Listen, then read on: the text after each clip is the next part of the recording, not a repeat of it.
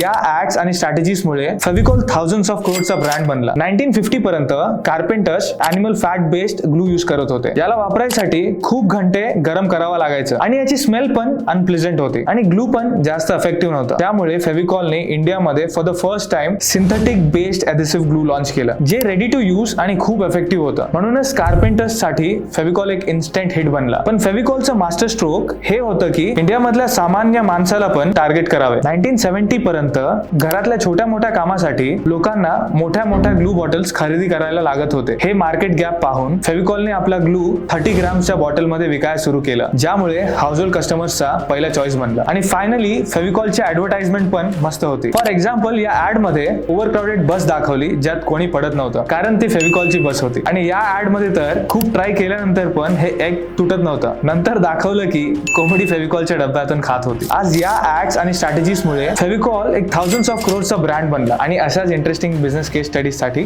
Subscribe करा.